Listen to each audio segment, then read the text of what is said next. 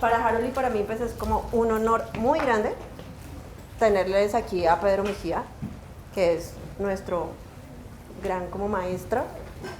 Bueno, Pedro es arquitecto de la Universidad Nacional, trabajó 30 años como profesor ahí, 26 años en la Universidad del Valle, 8 años en la Universidad de los Andes, formuló la maestría de la Universidad Nacional, maestría en arquitectura que Harold y yo hicimos, con Rogelio Salmona. Trabajó recién salido, recién egresado, trabajó en el Instituto de Crédito Territorial porque lo llevó Rogelio Salmona, quien fue a su vez su maestro. Fue 8 años jefe en la sección de Arquitectura y Urbanismo y luego director del Departamento de Diseño. Y desde esa época tiene su oficina particular con su esposa, que es Liliana Bonilla, es una oficina de Arquitectura y Urbanismo que hacen proyectos importantes para nuestra ciudad, región y etcétera. Ha trabajado con otros arquitectos como Billy Dreus, que fue decano de la Facultad de Arquitectura de los Andes, como Rogelio Salmona. Primero fue su maestro, luego trabajaron juntos, luego fue su socio y fue su gran amigo. Bueno, pues para nosotros es un honor tener a Pedro aquí. Él quiere venir a conversar con ustedes. Necesitamos que haya realmente una conversación de vuelta, que le hagan preguntas, que él les pregunte, que ustedes le respondan, él responda. Estamos aquí para conversar un poquito. Profesor, Pedro fue profesor de esta asignatura, de Seminario Proyecto de Grado en Univalle por muchos años. Y bueno, pues nada, así arrancamos. Pedro, muchas gracias.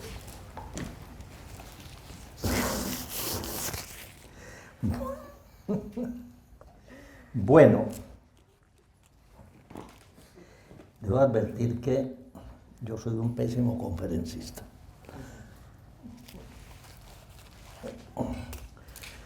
O sea que,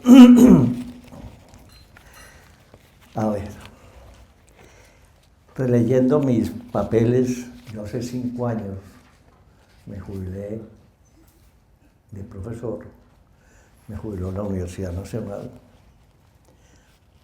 porque era donde yo había tenido más tiempo siendo profesor.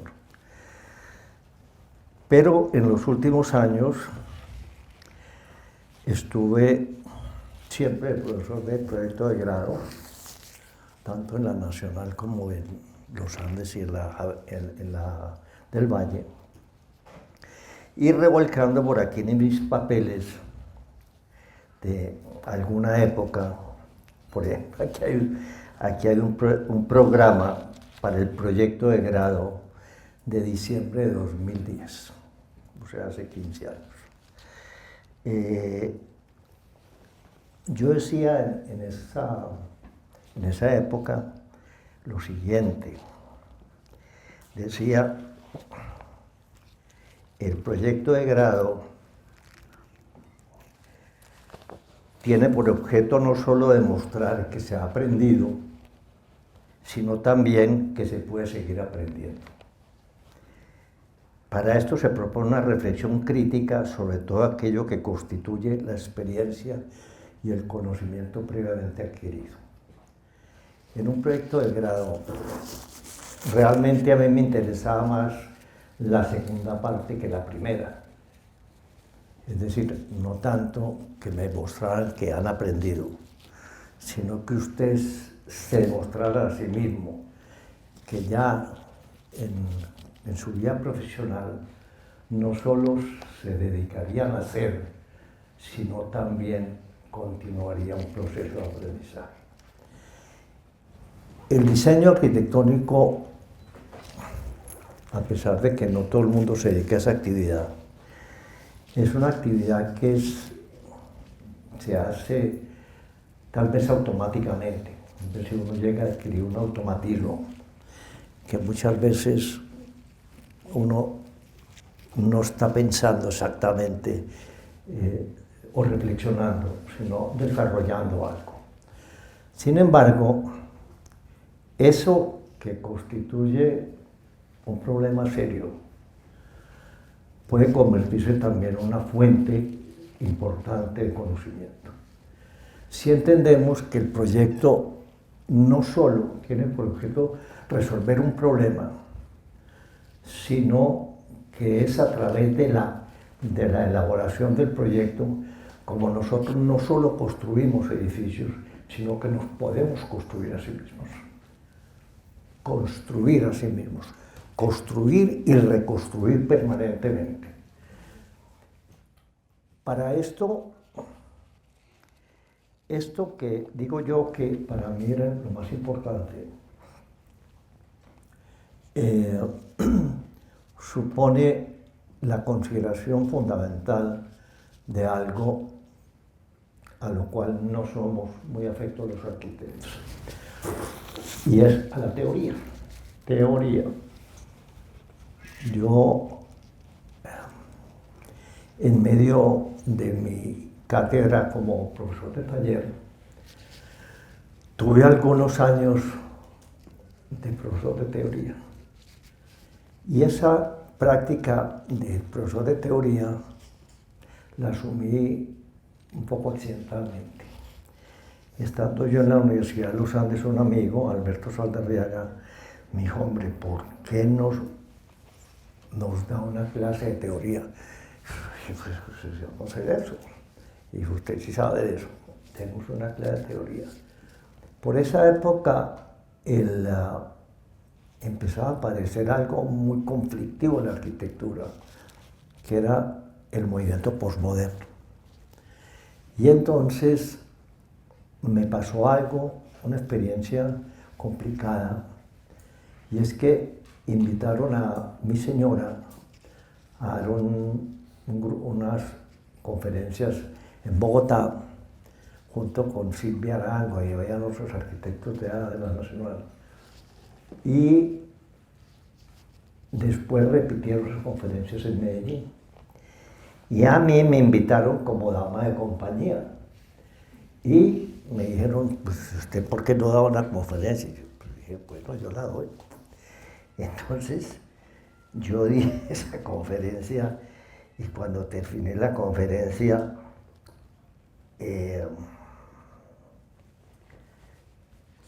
pues algunos me miraban mal y otros muy contentos. Los muy contentos, curiosamente, eran los más viejos. Y entonces yo salí muy preocupado. Dije: aquí hay algo raro. Hay algo raro, porque la conferencia mía fue un desmadre completo contra la posmodernidad.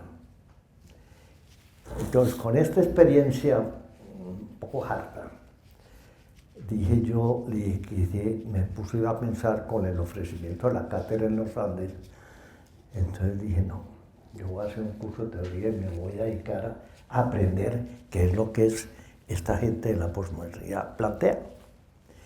Y me dediqué durante varios semestres a repetir y repetir y repetir ese curso hasta que logré entender qué era lo que se planteaba.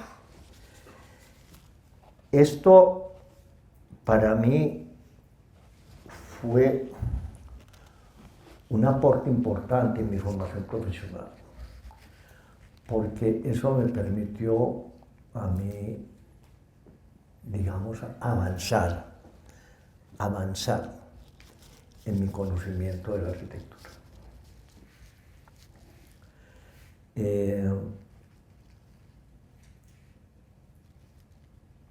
La teoría, digo yo que por lo general no es muy bien vista por los arquitectos, porque es carreta. Ese es el término que utilizan despectivamente. Sin embargo, la teoría, voy a dar también por aquí una definición de teoría para que ustedes sepan qué es teoría.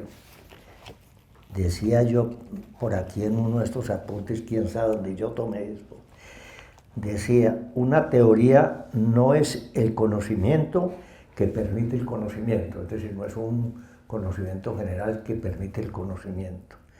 Dice: una teoría no es una llegada, es la posibilidad de un punto de partida. Una teoría no es una solución, es la posibilidad de tratar un problema.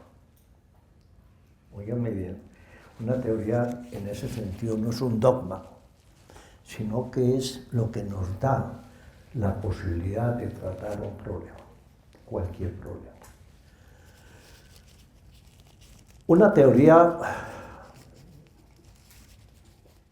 hay teorías de la arquitectura, pero hay muy pocas teorías en torno al proyecto.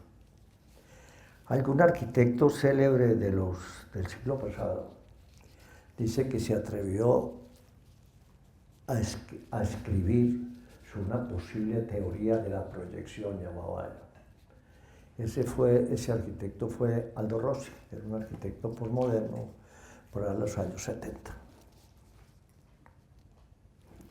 Y este señor escribió unos textos, dos textos que a mi modo de ver son formidables. Uno que se llama La arquitectura de los museos y otro que se llama La introducción a Bulli.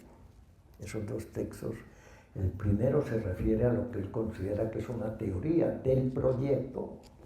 Óigame bien, no de la arquitectura, del proyecto. Acuérdense que un proyecto es algo que no existe, no tiene existencia aún, sino que es una cosa que está en la mente y que se formula en la mente y que puede llegar a tener existencia o no. Puede concretarse en un dibujo o puede no concretarse en nada, o puede concretarse en un edificio. Esa teoría de la proyección que llamaba Aldo Rossi, hago un paréntesis. Yo hago paréntesis de paréntesis y luego me pierdo, o sea, pero...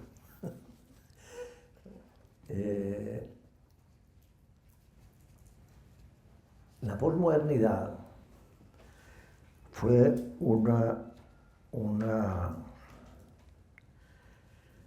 más que un movimiento, fue el producto de un malestar en la arquitectura en los años 60, donde la arquitectura había perdido por completo su rumbo. Y la arquitectura buscaba apoyarse más en otras cosas como las ciencias sociales, la sociología, la antropología, la ecología, cualquier cosa, pero había perdido su rumbo y ya casi que se desconocía qué era la arquitectura. Cuando se reunían unos arquitectos con unos especialistas, los arquitectos, en la medida en que les quitaban la palabra, porque ya no podían hablar de otras cosas, no tuvieron nada que decir, porque se les había olvidado, no se les había olvidado, pero no tenían cómo definir y redefinir su papel en la sociedad.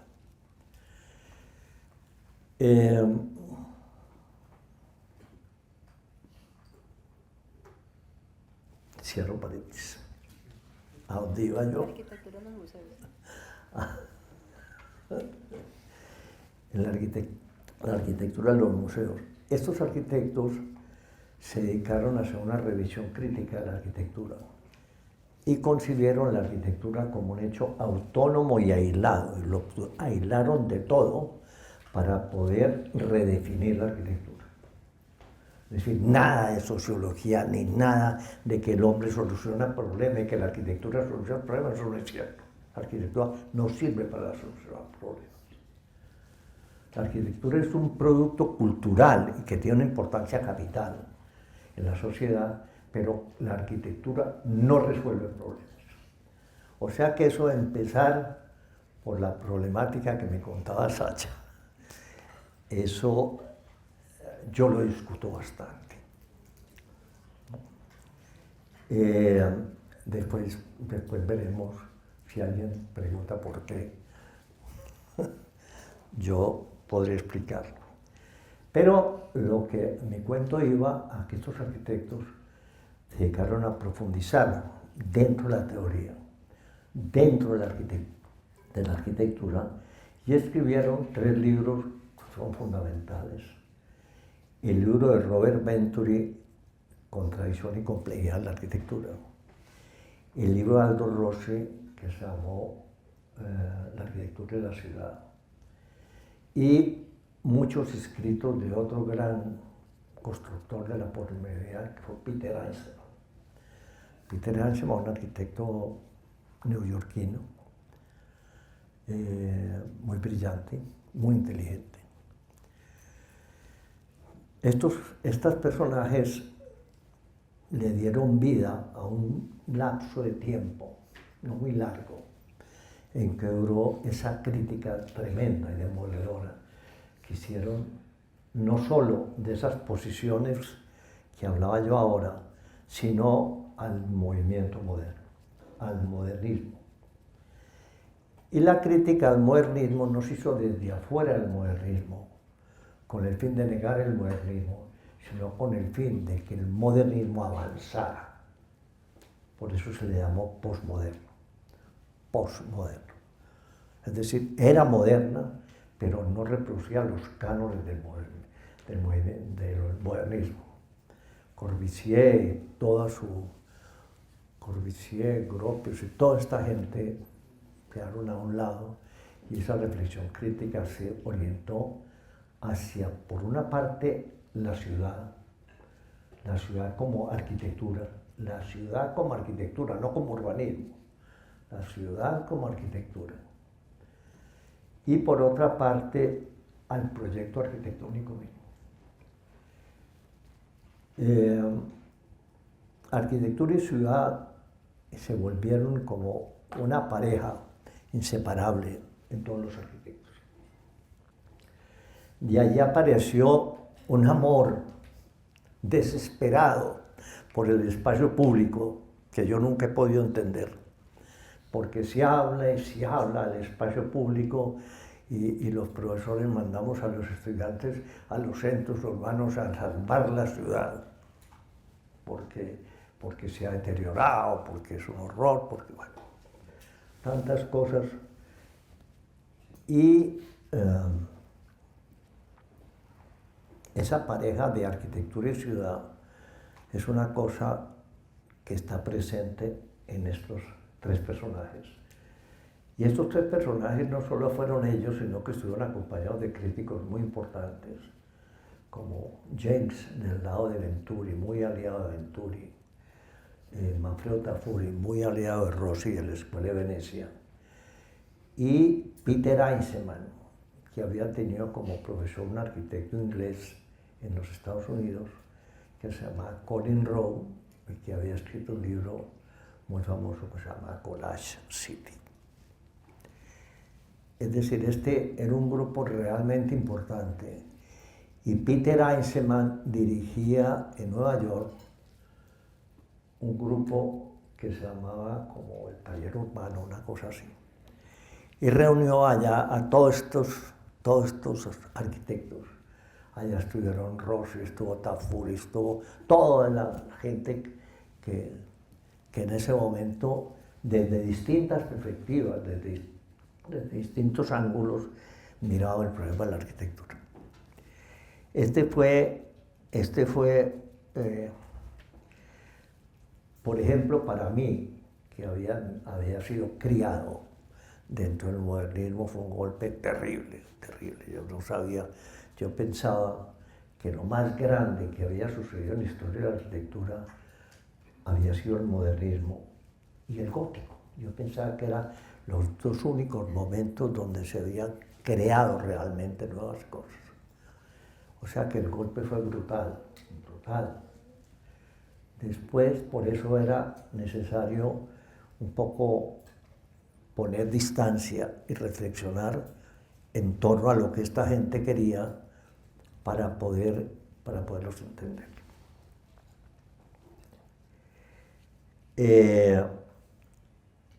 Dicho en otros términos, toda esta práctica mía como profesor en los últimos años estuvo centrada en esa revisión crítica que hacíamos no solo en nuestros estudios, sino qué hacíamos en las universidades. Punto muy importante de esta reflexión fue la maestría de la Universidad Nacional. La maestría de la Universidad Nacional, la idea de la maestría vino de Rogelio. Salmona lo invitaron a España, a que se fuera allá y les diera clase en una escuela cercana a Madrid. Él dijo, no, yo no me puedo ir, pero yo les propongo que ustedes vengan acá y nos ayudan y hacemos unos cursos importantes. Rogelio, que tenía una formación no solo en un gran arquitecto, sino que tenía una formación intelectual supremamente grande.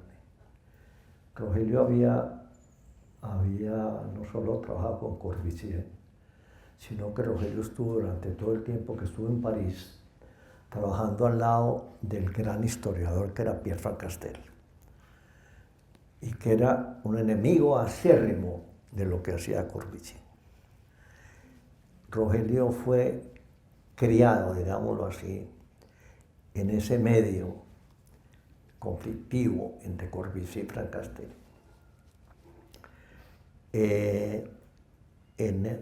Vuelvo a la maestría, el paréntesis eso, vuelvo a la maestría. En esa maestría, pues Rogelio lo primero que nos dijo en una reunión, miren, la universidad, como cosa rara, yo no estaba aquí, y vine aquí en Colombia, y vine una vez accidentalmente, y pasé por la facultad y hablé con el decano, y me dijo, hombre, mire, Salmona está proponiendo esto, y yo he puesto unos arquitectos a que trabajen en una posibilidad. Yo vi lo que están haciendo, me pareció horroroso. Entonces le dije al decano, no, por ahí no puede ser eso, ¿por qué no llamamos a Salmona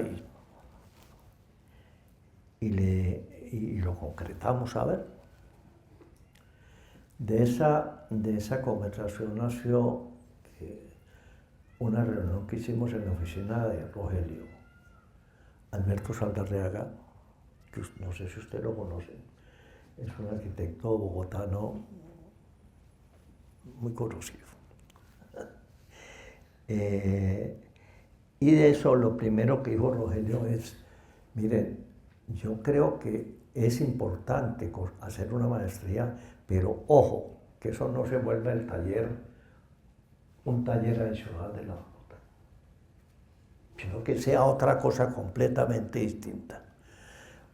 Cuando yo mencionaba que Rogelio era una persona con una formación intelectual muy vasta, es porque Rogelio tenía una formación teórica impresionante.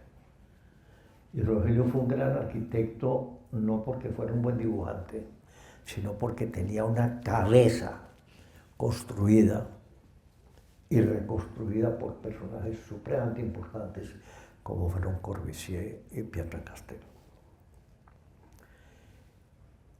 A Rogelio le importaba, él decía, es necesario la teoría.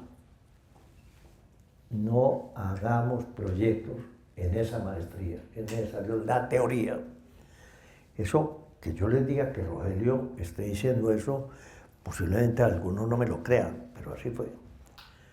Y Rogelio no solo fue un gran arquitecto, sino fue que, no diría que fue un gran teórico, pero un tipo con una capacidad crítica y autocrítica extremadamente grande. De ahí nació la maestría, y esa maestría pusimos un arquitecto recién egresado a la Nacional al frente de eso, que fue Rodrigo Cortés.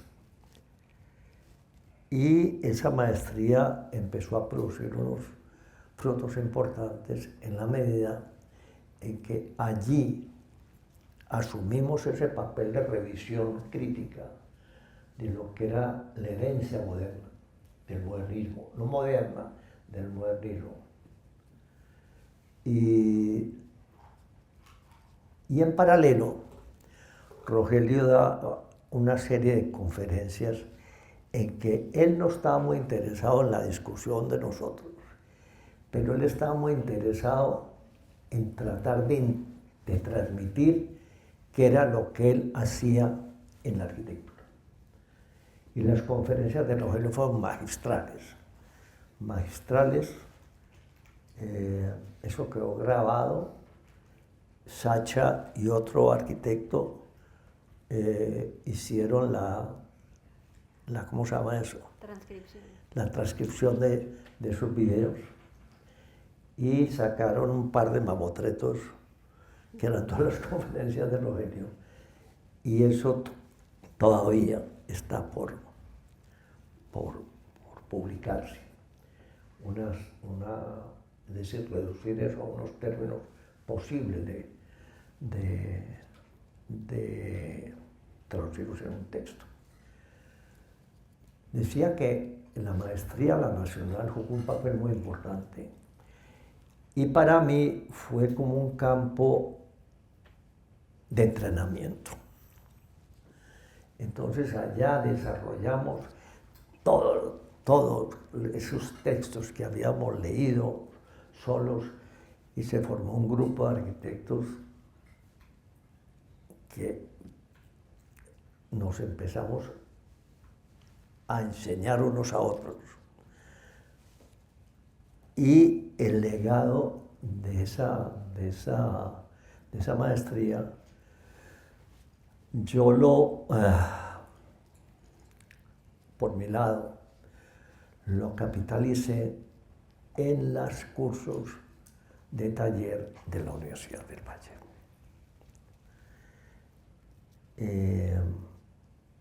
Donde Sacha fue alumna mía.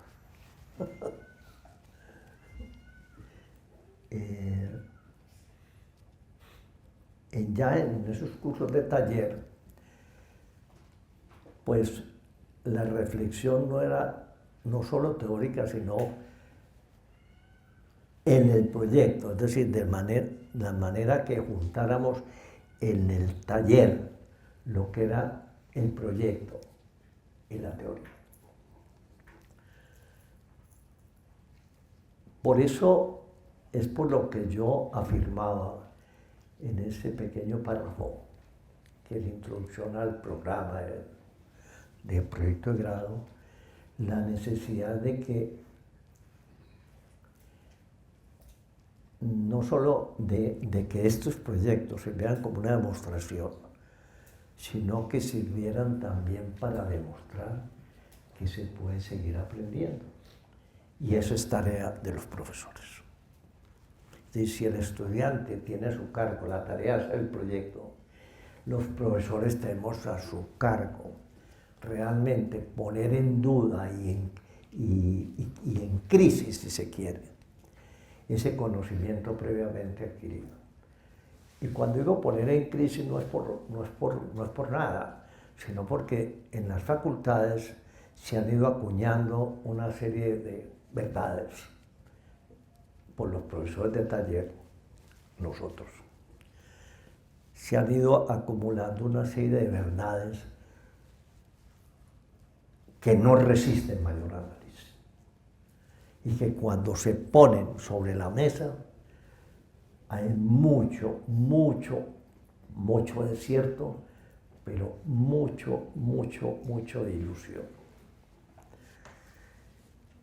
Entonces, esos talleres, ese taller, por eso decía yo que es importante que el arquitecto, no solo cuando sale de la facultad, sale a ejercer su oficio, sino que puede seguir aprendiendo. Pues ya le toca seguir aprendiendo solo. Ya no tiene profesores, puede que tome cursos de posgrado, que por lo general no sirven poco. Pero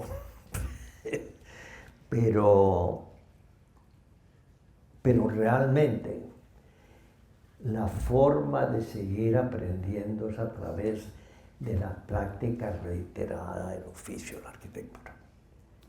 No es sentarse a reflexionar y a pensar sobre qué es la arquitectura, sino que el proyecto mismo es una fuente de conocimiento. El proyecto es una fuente de conocimiento, dígame bien. No solo sirve para solucionar problemas, sino es una fuente de conocimiento que es necesario capitalizar. Y allí es donde los arquitectos jóvenes encuentran su manera de reconstruirse permanentemente. Es una fatalidad de los arquitectos. Durante mucho tiempo lo ha sido, no me atrevería a afirmar que sucede ahora. Y es que los arquitectos salimos con mucha cuerda que nos da la facultad, pero nos vamos extinguiendo, extinguiendo y extinguiendo en la medida en que el oficio se volvió una cosa monótona, reiterativa, y en la medida en que no se ha alimentado esa autocrítica permanente, que es la que permite el conocimiento. ¿Alguna pregunta? Yo tengo una pregunta. ¿Ah? Yo tengo una pregunta. Me gusta mucho lo que mencionas de, pues por ejemplo con el caso de Salmona, ¿no? Con Rogelio, que él era crítico y autocrítico, ¿sí? Pero entonces, pues la arquitectura es una carrera de mucho de egos, ¿no? Uno cómo puede llegar, desde tu experiencia o como has visto, uno cómo puede llegar a ser como autocrítico con las cosas que uno se hace y con lo que uno se expresa en la carrera. Porque pues, por ejemplo, tengamos el caso de proyecto de grado. Uno llega y uno dice, no, esta comunidad necesita tal cosa por esto, esto, esto.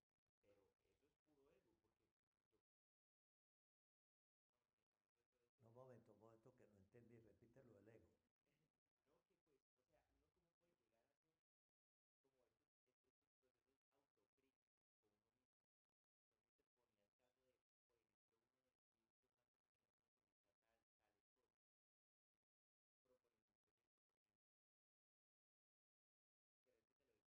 Ahí arrancó mal, porque es que el cuento de la comunidad no es problema suyo. Ahí arrancó mal, eso no es problema suyo. Ese cuento de las comunidades, esos son cuentos de otras disciplinas. El problema del arquitecto es hacer construir. Ese es el problema del arquitecto. No resolver problemas sociales. La arquitectura no sirve para eso. No sirve. La arquitectura es un producto cultural y puede expresar una cultura por la arquitectura y puede ayudar a construir una cultura. Pero la arquitectura no sirve para resolver problemas sociales. Los problemas hospitalarios no los resuelve la arquitectura, los resuelven los médicos. Nosotros hacemos edificios para hospitales. Los problemas de la vivienda no se resuelven, nosotros los resolvemos los arquitectos. Los arquitectos hacemos proyectos de vivienda para un grupo humano de cualquier nivel. Todos los problemas que la sociedad tiene se traducen en una demanda, y esa demanda es cuando llega a nosotros y nos piden el concurso de nosotros para resolver los problemas. Pues la arquitectura no resuelve problemas, ¿no? Bueno. Fíjense que ese papel de buen samaritano, que nosotros vamos a resolver los problemas sociales, mentira. Nosotros no resolvemos nada de eso, pero sí podemos ayudarle a la gente a vivir amablemente. Eso sí podemos hacer. Pero resolver problemas, no. ¿Ah? Espera. ¿Qué? Ahorita que mencionabas de que nosotros hacemos proyectos, es entender de que el arquitecto simplemente hace un edificio y reconocer que el edificio tiene límites, ¿sí? O sea, de que ya se sale de las manos cómo se vive el edificio, ¿sí? Uno propone tales cosas porque eso se propone, eso se diseña, pero pues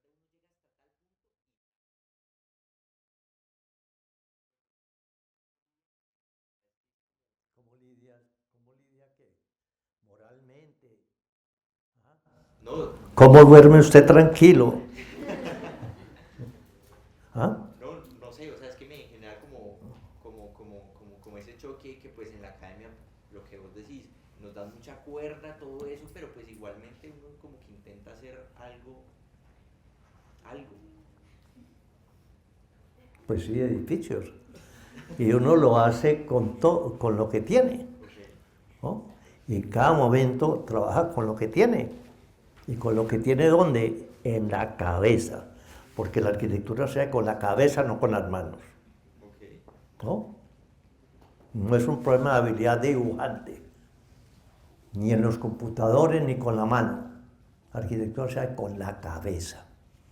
Y la cabeza está armada para reflexionar.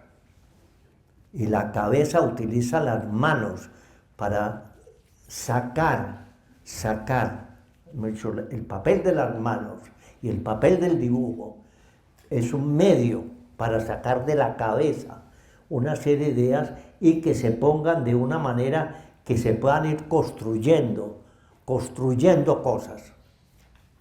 Pero la arquitectura se hace con la cabeza. Obviamente hay una conexión entre la cabeza y las manos y sobre eso se han escrito muchos libros. Pero usted hablaba del ego. Sí.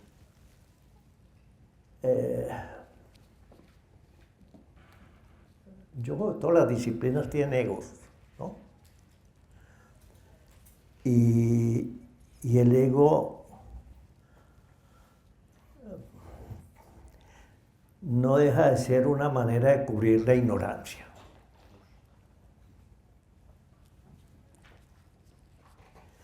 Cuando usted preguntaba cómo Rogelio podía ser crítico con lo que hace, no es que Rogelio como nadie, uno se dedica a echarse látigo, pero tampoco se dedica a darse cachetadas de la maravilla que es uno todos los días a felicitarse. El que tiene un conocimiento de un oficio, la tarea crítica está en el oficio. Y no es que yo diga voy a demoler lo que estoy haciendo, sino que el oficio le va dando una serie de posibilidades que uno descubre en la medida en que no hay una creencia que lo que está haciendo es la verdad absoluta. El que crea que tiene la verdad está perdido. Perdido. El que crea que sabe está perdido. Uno siempre tiene que pensar que tiene que saber, pero que tiene que seguir aprendiendo. El conocimiento no se paraliza. Ni ustedes cuando salen de aquí, por eso es que ese término de saber que se ha aprendido es como decir, bueno, les damos la bendición y lárguense a hacer. No, jóvenes.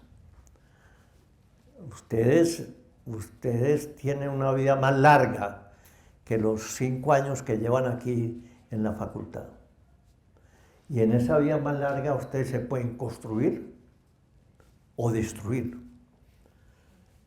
Y solo se construye y se autoconstruye aquellos que creen que no lo saben todo. El que crea que lo sabe todo está perdido. Por eso decía yo que esos egos, en el fondo, lo que tienden es un manto sobre la ignorancia. Bueno, me excusan que sea vehemente lo que afirmo, pero así soy yo.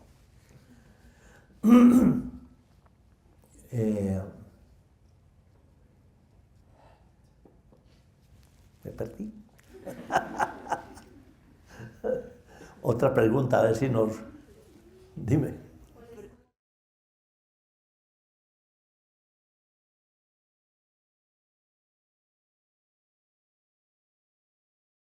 para hoy en día o para estudiar arquitectura.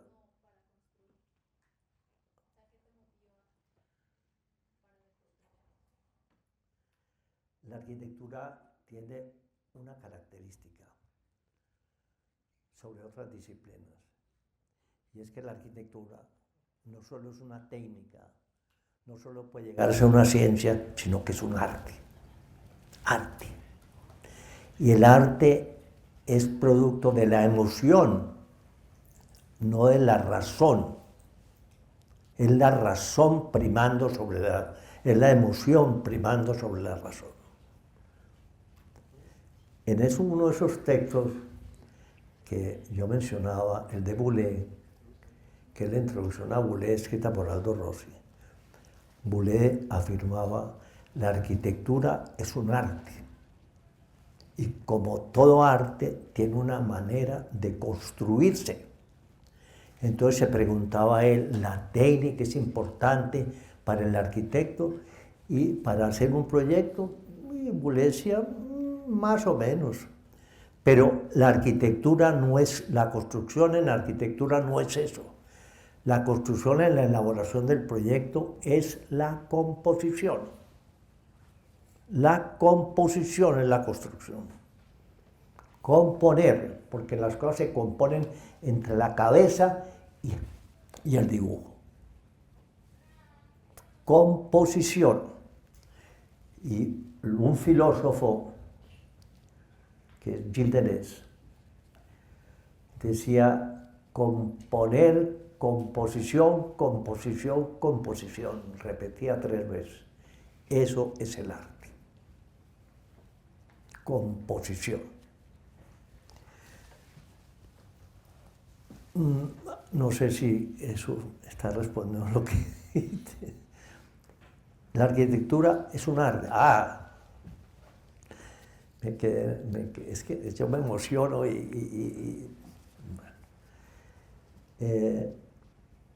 decía yo que la arquitectura es un arte y que es una característica que tiene la arquitectura, y que la arquitectura no solo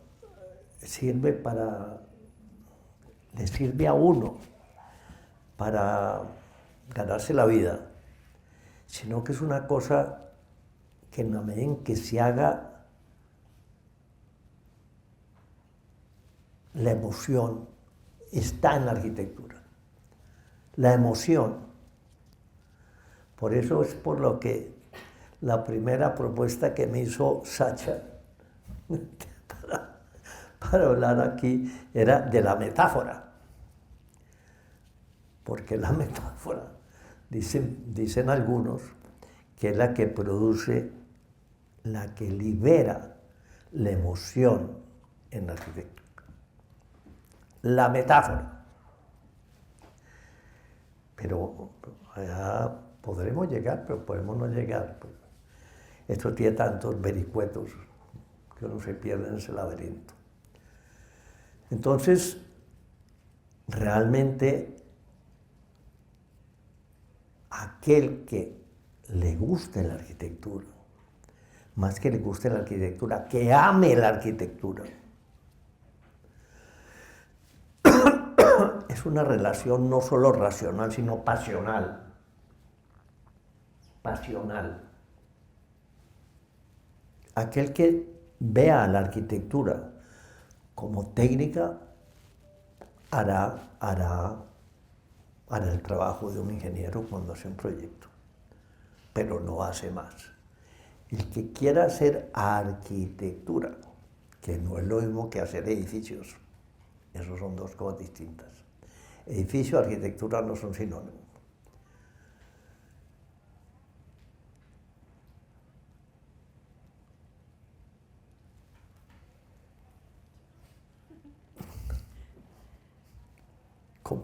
Me quedó algo por completar, ¿cierto?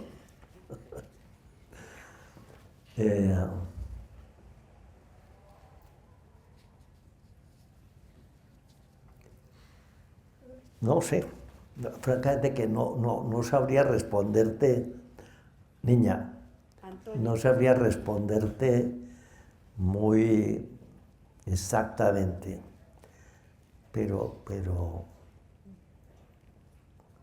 yo creo que uno en la facultad, y yo creo que esa es tarea de los docentes, no solo tienen que enseñar, sino enseñar a enamorarse de su trabajo.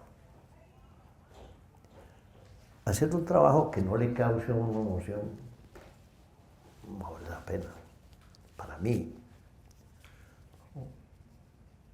Y no es que uno se muera de la dicha, no. Yo creo que hacer un proyecto es terrible, terrible, terrible. Yo creo que es una experiencia terrible. Yo sufro sobremanera haciendo un proyecto. Sufro sobremanera, esto no es divertido de hacer. Esto es una cosa que se hace en medio de sudor y lágrimas, ¿no? De manera que esto es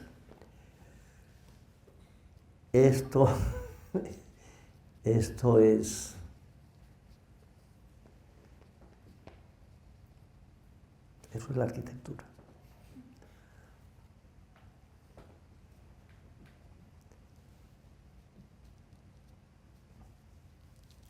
Queda usted así como despistada con la respuesta, yo también.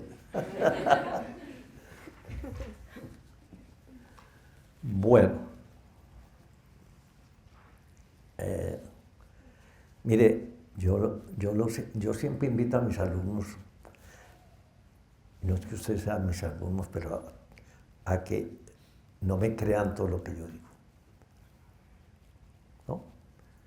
Es en serio que lo digo. Yo no tengo ninguna verdad para transmitir, ninguna. Yo no he tenido verdades. Las verdades uno las va construyendo y las verdades le van cambiando a uno en la vida. Entonces yo no tengo ninguna verdad. Es decir, esta es la verdad y ustedes, si toman la verdad, se salvarán del fuego eterno del infierno. No, en absoluto. En absoluto. Entonces las verdades hay que construirlas. Y las construye uno a través del trabajo y del estudio. Trabajo y el estudio. Esto no es una práctica, no. Es una práctica, cuando yo hablo en esos términos, estoy pensando en personajes como Rogelio.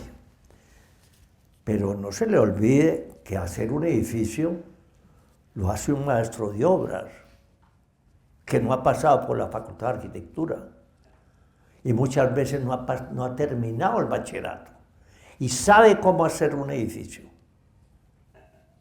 Es decir, eso no es arquitectura, pero sabe ese oficio del hacer, es un oficio que se aprende, es un oficio realmente sencillo. Pues un maestro de obra con una formación intelectual regular, por no decir precaria, puede construir un edificio. Seguramente no hará un edificio como las Torres del Parque. Para eso necesita más que un saber de artesano, que es el que tiene un maestro de obra. El maestro de obra aprende sobre la práctica, aprende como un artesano a hacer un muñeco y vuelve y repite el mismo muñeco, y lo repite y lo repite y lo repite. Ese es un saber de artesano. Y eso lo puede hacer, un edificio lo puede hacer cualquiera. Eso es así, ¿o no? ¿Usted qué opina? Cualquiera lo puede hacer. Pero hacer arquitectura, muy pocos lo pueden hacer.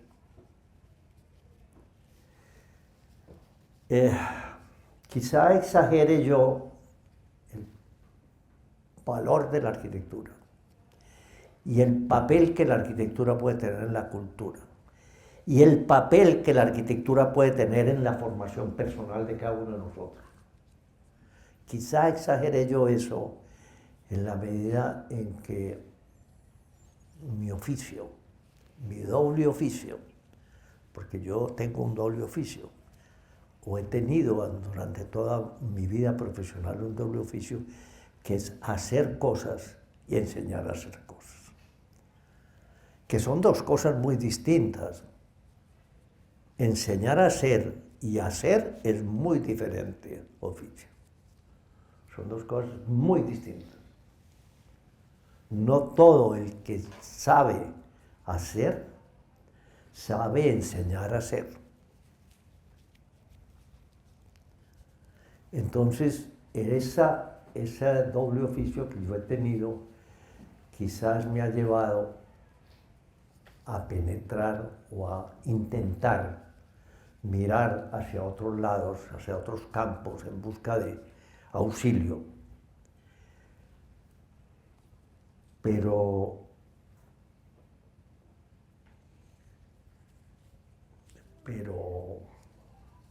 bueno,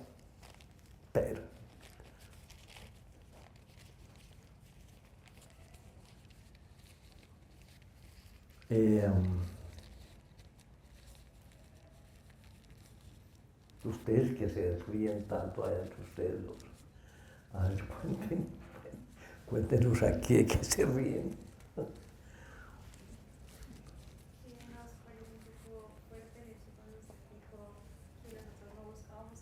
No le oímos.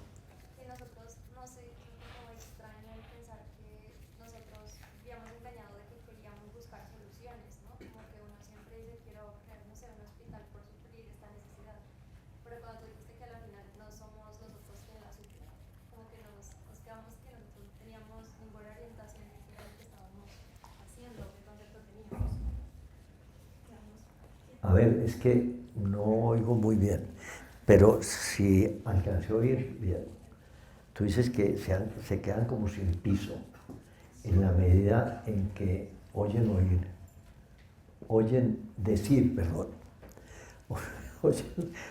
decir que lo que nosotros hacemos no resuelve problemas, ¿no?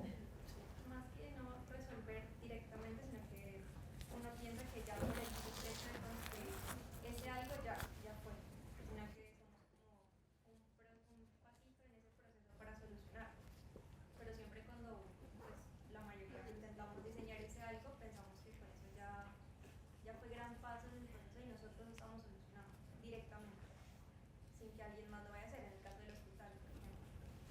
Ese no lo entendí, esa última parte. Supongamos que cuando yo quiero diseñar un hospital, como que lo primero que pienso es, bueno, necesito suplir las necesidades que se van a hacer aquí, y uno siente como la satisfacción de, bueno, ya lo construí, se van a suplir todas las necesidades del paciente aquí. Pero como que cuando tú dijiste ahora de que a la final nosotros no vamos a solucionar ese problema directo, pues uno queda... El problema de la salud, no, ni riesgo. No, o sea, en el caso del usuario que vaya a ese lugar. El usuario. En este caso, por ejemplo, un paciente, simplemente le vamos a introducir y más. Pero como que nosotros... ¿Esto qué es? El micro.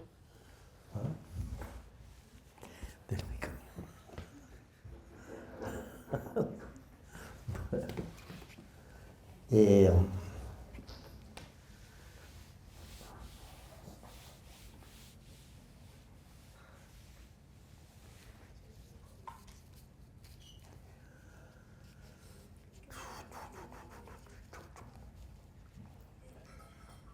Yo le voy a hacer una pregunta. ¿Ustedes ya han pensado qué es lo que van a hacer de proyecto? Sí. ¿Y han pensado cómo lo van a hacer? ¿Es individual? ¿Es en grupo? ¿Cómo es eso? Hay unos en pareja, hay unos individuales. Individual. Y lo que les empezamos a decir es que tienen que encontrar una problemática a resolver.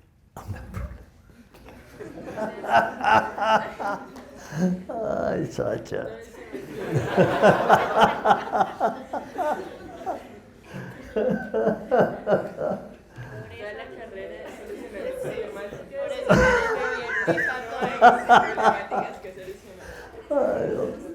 Bueno. A mí es que a mí me gusta tirar piedra, ¿no? Pero esconde la mano. Yo soy... Pero esconde la mano. ¿Ah? Pero esconde la mano, no. Nada, esconde. ¿Qué dice? Nada. Que si tira la piedra, esconde la mano, no. Al contrario. No, yo les tiro es para que me la devuelvan.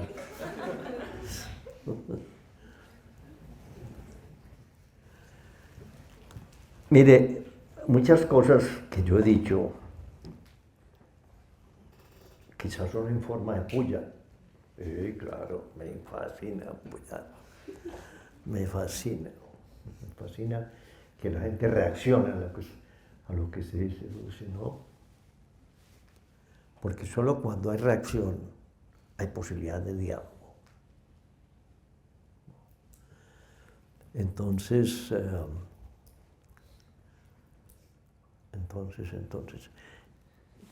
Que están sin piso porque usted dijo que no resolvemos problemas y que lo que nosotros les decimos todo el tiempo es que hay que encontrar un problema que resolver. la problemática. Bueno, lo que pasa es que ese término, la problemática, está en todas partes. La problemática está en los políticos.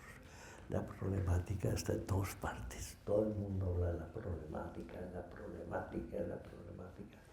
Entonces, pues, son frases que se usan, palabras que se usan, pero a donde yo voy es que nosotros tenemos que entender cuál es el papel nuestro. ¿Cuál es el papel nuestro y cuáles son las posibilidades de hacer que no los tenemos?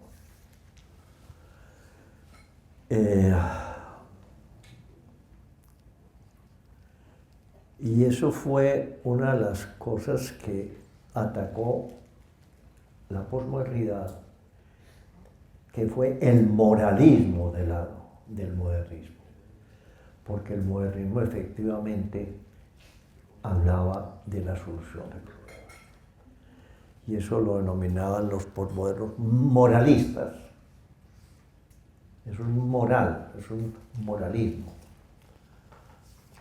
Lo cual no quiere decir falta que lo que haya que hacer tiene que ser inmoral, ni mucho menos. Pero esos son moralismos más que verdades. Entonces, ¿qué es lo que nosotros realmente podemos hacer? ¿Qué es lo que nosotros hacemos? Por ejemplo, yo pregunté ahora, ¿ya tienen un tema? Ustedes, por ejemplo, ¿qué van a hacer? Sí. No estamos en el mismo proyecto. ¿Ah? No estamos en el mismo proyecto. ¿Pero qué van a hacer? ¿Qué van a hacer? ¿Ustedes juntos o separados? ¿Qué van a hacer? En mi casa quiero hacer una infraestructura que complemente un proyecto. ¿Un qué? Una infraestructura que complemente un proyecto que se llama Sembrando Cali, que son huertas comunitarias. Cuando yo fui a visitar las huertas, son 13 huertas. No tenían una infraestructura como para que les sirva de bodega, cocina, administración, lo de las capacitaciones, sino que simplemente tenían una pérgola y ahí amontonaban todo. No tenían una Muy bien, muy bien. ¿Y entonces qué pretenden hacer? Usted. La idea es que todos los usos ya tengan una división y generarles una infraestructura. O sea, ya sea, yo le decía hace un tiempo, una casa huerta, pero digo, el nombre no cuadra. Y ando en busca de eso, pero la idea es separar los espacios donde ellos no lo tienen y diseñar toda la parte paisajística dentro de la misma huerta en función a esa infraestructura. Yo tengo algo para decir y es que, pues la verdad, yo sí concuerdo mucho con lo que estás diciendo. Porque... ¿Tiene que, perdón? Que yo concuerdo mucho con lo que estás diciendo. Ojo. Porque pues, o sea, entiendo el mensaje de la siguiente forma. Por ejemplo, con nuestro proyecto de grado o lo que nosotros pretendemos hacer con referencia, que es generar como un centro para el adulto mayor en una comuna donde más del 80% de personas son adultos mayores. Entonces yo le dije a Sasha, a la profe Sasha, que cuando pues que nosotros teníamos la persona que digamos como manejaba eso en el sector y que podíamos llegar fácilmente a ellos. Y algo que me dijo la profe fue, tienes que tener cuidado cuando le digas qué es lo que van a hacer para que quede claro que es nada más un proyecto. Y cuando uno lo lleva, digamos, directamente a la vida profesional, pues nosotros como arquitectos al final no somos los que decidimos dónde vamos a desarrollar un proyecto de esos o cómo lo vamos a desarrollar. Es decir, el día de mañana yo no puedo en mi vida profesional llegar y decir, en este barrio falta un centro para el adulto mayor, desarrollémoslo allí porque es una necesidad, sino que en la vida real pues al final funciona como que nosotros son otros quienes nos destinan esa solución y nosotros ejecutamos las soluciones que otros están dando. Tan simple como eso, ¿no? Tan simple como eso. Usted no va donde el médico sino cuando está enfermo. Y el médico no dice, bueno, yo voy a resolver los problemas de... No. El médico atiende gente que está enferma y seguramente tendrá una especialidad que le permite atender unos u otros. Pero el médico actúa cuando le llega el paciente, ¿no? ¿Me entienden? Y eso es en todas las profesiones. Pero nosotros, ese papel de redentores es el papel que hay que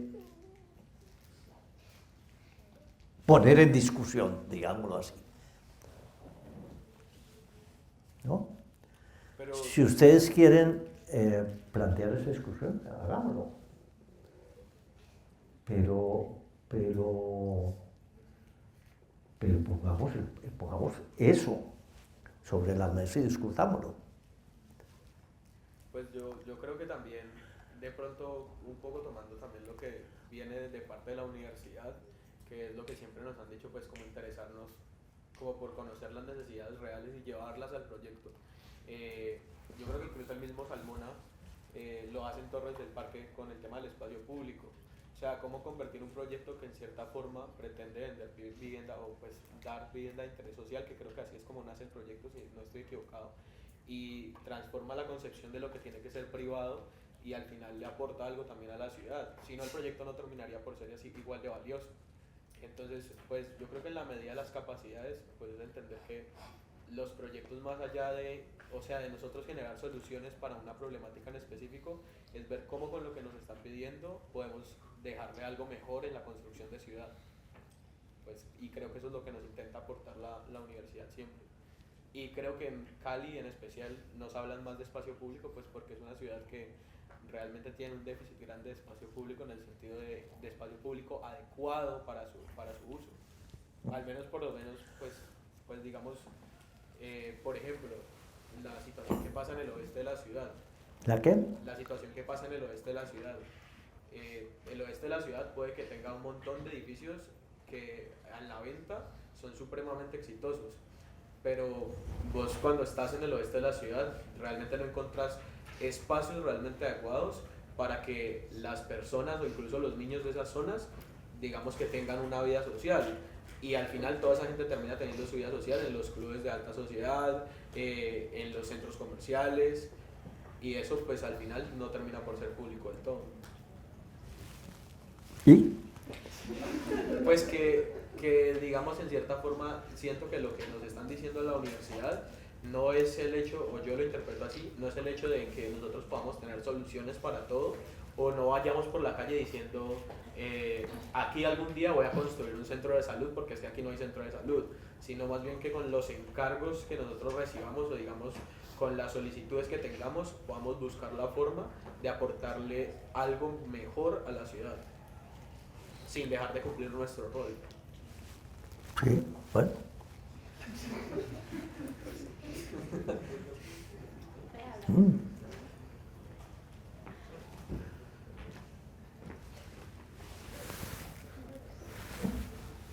Hola, yo tengo una pregunta. Me interesó muchísimo escucharla y tienes unos puntos que me agradan mucho y son pues convergentes con muchas cosas de la teoría de la arquitectura actual, pero me parecen muy válidos. Yo quería preguntarte, o más bien pedirte que pudieras ahondar en tu opinión sobre lo que el posmodernismo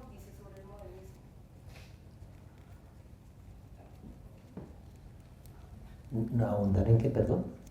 Ahondar en la opinión que los posmodernistas tenían del posmodernismo y pues esa crítica que hacían. Pues que por modernismo menos que opinar sobre el modernismo. Lo que hizo fue una tarea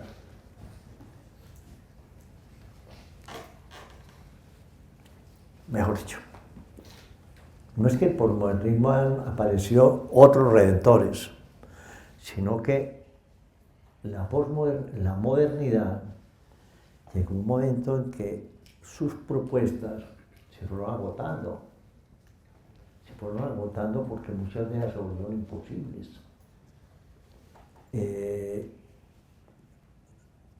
Ustedes han oído seguramente hablar de una de las propuestas de la modernidad, que era lo que llaman la tabula rasa, que era, había que cambiar las cosas cuando dejan de funcionar, que es el otro cuento, el de la función, que la posmodernidad lo puso muy en duda, el cuento de la funcionalidad. Hoy en día yo creo que ya no se cree tanto en eso, ¿sí? ¿Sí? ¿O no? ¿En la función? Sí. Sí, creo que sí se cree mucho en la función. ¿Ah, sí? Ah, bueno. Entonces hay otro campo para hablar. Bueno, no, mire, está yo tratando de decir que no es que hubieran llegado unos redentores, sino que en el periodo comprendido, digamos, entre el año 39, que Manfredo Tafuri dice que el modernismo hizo crisis. 1939. Eso se siguió extendiendo hasta el año 60 y pico, donde aparecieron arquitectos muy buenos como Louis Kahn, James Sterling en Inglaterra, o Ernesto Rogers en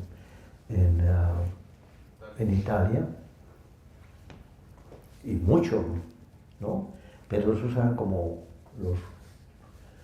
los pilares. Y esta gente en su práctica fueron transformando muchas cosas que proponía el modernismo, porque el modernismo lo que reveló fue su incapacidad de llegar a la ciudad y a transformar a la gente. Y lo que el modernismo propuso y la Bauhaus propuso, eso, ¿ustedes saben qué propuso la Bauhaus? Bueno, muy bien. La Bauhaus trató de encontrar respuestas racionales a los problemas, hizo de la función un lema y llegaron a medir hasta cuántos metros cúbicos de aire necesita la gente para respirar, etcétera, para poder calcular la demanda de espacio, muchas cosas. Todo ese tipo de cosas que se propuso el modernismo, llegar a la ciudad, el modernismo no pudo llegar a la ciudad. Pudo llegar con casos aislados a la ciudad. Aislados, es decir, un edificio moderno, hecho en París o hecho en cualquier otro sitio, o en Bogotá o aquí, pero abarcar la ciudad en su conjunto y llegar a transformar la ciudad, esa ciudad como la Ville Radies que proponía Corbusier. Eso no lo pudo hacer, y no lo podía hacer porque eso llevaba en sí mismo un elemento de imposibilidad para hacerse, y era que necesitaban tumbar la ciudad para poder rehacer la ciudad. Con el tiempo nos hemos dado cuenta, digo yo todos, los arquitectos a través de la historia, nos hemos dado cuenta de que eso es una bestialidad, proponer eso. Y que la ciudad no se puede tumbar para poder proponer una ciudad nueva, sino que la ciudad va creciendo y construyéndose y reconstruyéndose sobre sí misma. Y seguramente creciendo, pero es un proceso de construcción permanente. La construcción de la ciudad no para. Entonces, el modernismo lo que hizo fue que él mismo fue cavando su propia tumba. Y todos los arquitectos posteriores a ello fueron tratando de resolver esos problemas que el modernismo planteaba. Entonces, muchos de los elementos de la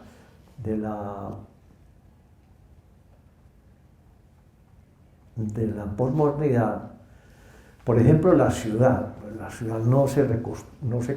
no hay que tumbarla, pues eso ya lo sabemos, eso se incorporó al lenguaje de las facultades de arquitectura, y es que tumbar edificios no se debe hacer, ya hay una cosa moral, pero eso no es que no se deba hacer, es que no se puede hacer, no se puede partir de la base de que la ciudad hay que cambiarla cada que la función determine que estamos actuando de otra manera.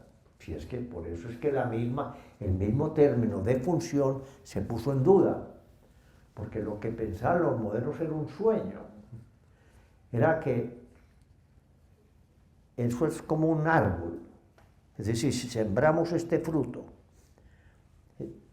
la forma sigue a la función, decíamos. Entonces la forma arquitectónica producía, si la función, si así explícita, eso era lo que producía la forma. Y entonces se producía además un hecho inédito, porque era completamente distinto, porque según ellos, igualmente, opinaban que las funciones cambiaban, y que cada que había una función nueva, pues había que proceder a identificar la nueva función, lo cual suponía destrucción de lo existente para hacer una cosa nueva. ¿Me entiende lo que estoy diciendo? Bueno, eso fue uno de los elementos más claros que puso en crisis el modernismo. El modernismo, es que imagínense ustedes que una vez llegó Frank Lloyd Wright a Londres y se reunió con los arquitectos de allá, y el Wright les decía: milords, ustedes ¿por qué no se van de Londres y siembran todas las calles de pasto y dejan esto como un museo y ustedes se van a ir a otro parte? Pues eso es un decir poético antes que realista, pero esas eran las actitudes de los modernistas. Esto ya no sirve para la sociedad moderna. La sociedad moderna tiene que construir su propio espacio en función de lo que la función moderna está reclamando. Eso fue una de las críticas más grandes a eso. Otra crítica fue el término de función, porque el término de función se reveló que es falso. Es falso en la medida en que la función, la forma, no sigue a la función. ¿Qué puso en evidencia eso? Pues hay edificios que empezaron siendo una cosa y terminan siendo otra, ¿no? Es decir, que cambia el uso. Y sin embargo el edificio sigue funcionando. El edificio sigue funcionando. Hay una readecuación seguramente, pero el edificio funciona y funciona bien. Eso va poniendo en evidencia que ese cuento de que la función es la que define la forma, pues fue puesta en duda, y uno de los elementos que puso en duda fue eso. La otra cosa es la vivienda, por ejemplo. La vivienda, hablar de vivienda es complicadísimo, porque en la vivienda se cruzan muchas cosas, y se cruzan, no es donde más evidencia acción o reacciones como las de ustedes, que son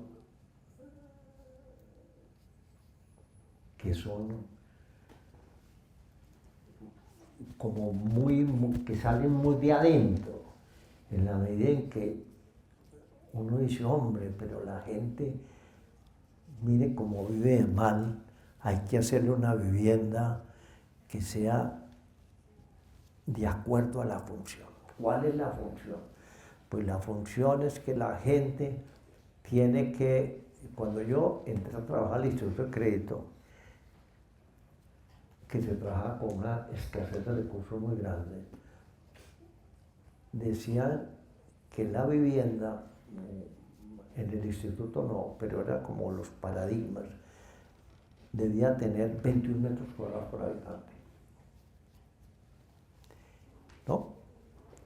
Entonces uno iba a ver 21 metros cuadrados por habitante.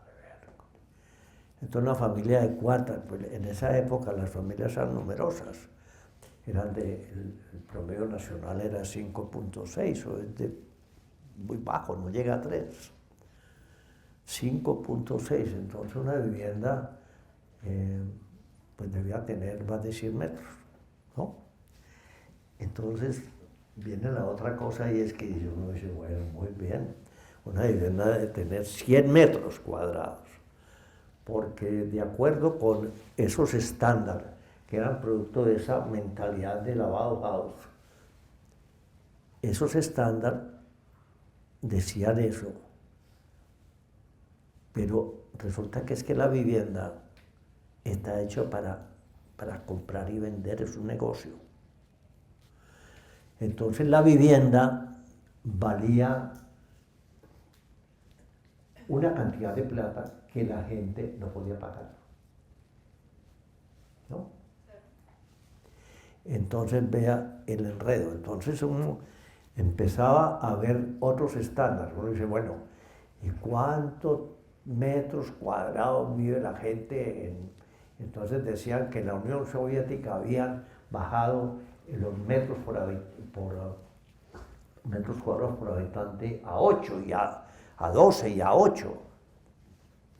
Entonces, échele números. Y una vivienda de 70 y pico metros vale tanto. Y la gente, en Colombia, en vez de ir aumentando sus ingresos, los ingresos van cayendo. ¿Por qué? Porque el costo de la vida sigue a un ritmo más elevado que el que tienen los salarios. Entonces resulta que cada vez es más pequeña la vivienda, más pequeño lo que la gente puede adquirir. Entonces, hoy en día, la vivienda que se está haciendo son viviendas de 40 metros. 40 metros cuadrados.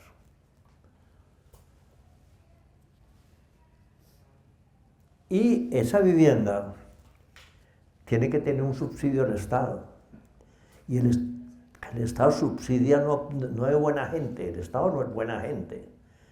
El Estado lo que necesita es que garantizar que la maquinaria que produce mayor cantidad de empleo en Colombia siga funcionando. Es decir, que son los constructores, etc. Entonces tiene que habilitar una demanda para que sea posible que la gente sea la vivienda, pero es una demanda habilitada porque no existe. La demanda en términos reales no existe. Entonces, miren cómo ese cuento de la función no es tan cierto. No es tan cierto. Uno mira, dice, bueno, la gente en el campo tiene espacio de sobra, ¿no? Teóricamente. Y sin embargo viven 20 metros.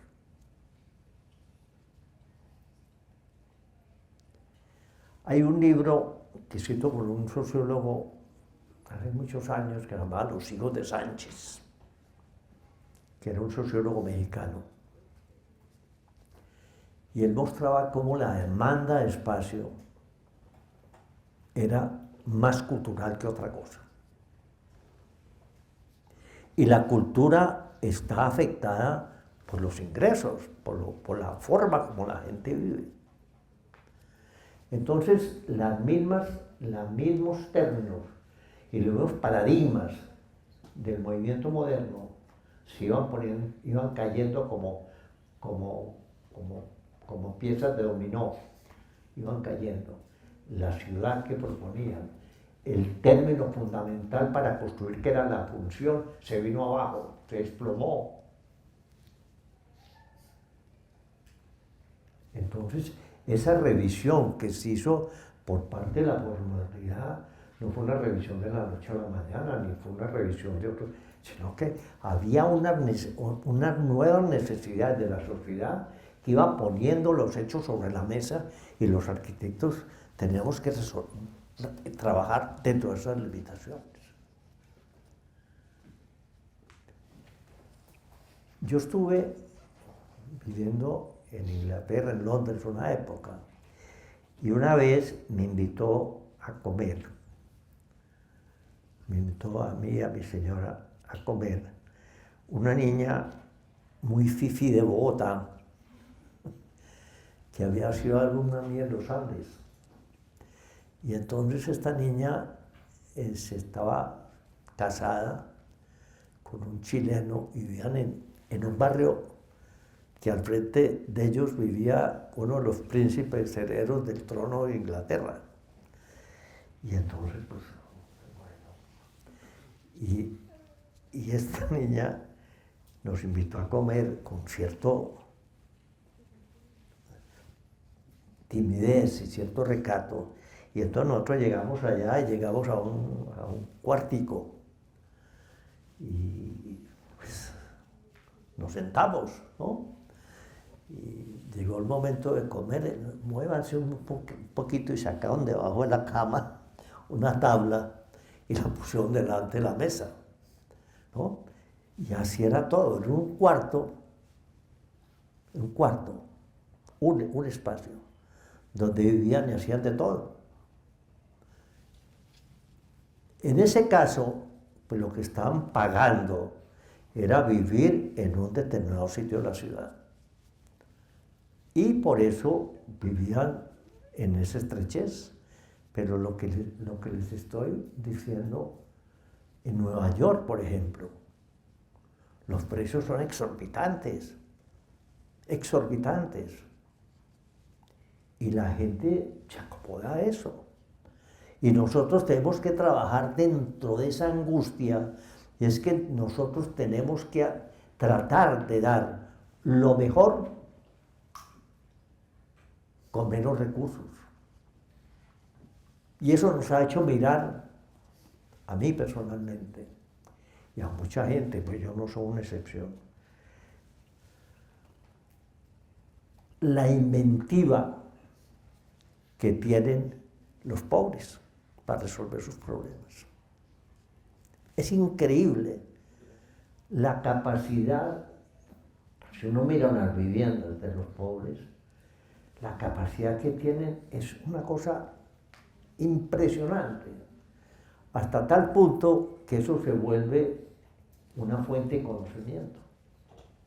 No solo oír los cuentos, sino abrir los ojos y mirar y ver cómo la gente vive, pero no cómo vive teóricamente, sino cómo vive en los espacios de que se dispone. Hay un libro en español que vino alguna vez a Bogotá a la maestría, en que hizo un estudio sobre cómo ocupaba la gente la vivienda después de pasar. Y era una cosa impresionante ver cómo la gente estaba lejos, es decir, cómo había ocupado la vivienda, de cómo los arquitectos habían imaginado que fuera. Entonces la gente, cuando se enfrenta a una situación de esas, se las arregla como sea. Pero el cuento, los estándares, la función y todo esto, también fue un paradigma que se vino abajo, ¿no?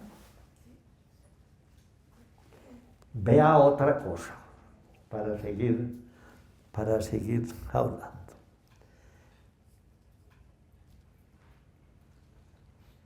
Muchos de el modernismo, como preconizaba una arquitectura universal, que fuera independiente del lugar, de la cultura, del clima, etc. Cuando esas arquitecturas se ponían en un sitio, uno dice, no funcionaba, ¿no? Pero realmente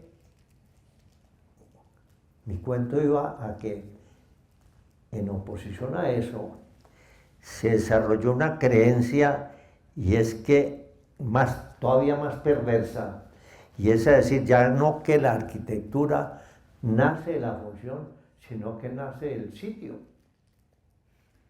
¿no? Y esa es todavía más perversa, porque la arquitectura tampoco nace en el sitio, no es producto de los lugares, es mentira. La arquitectura es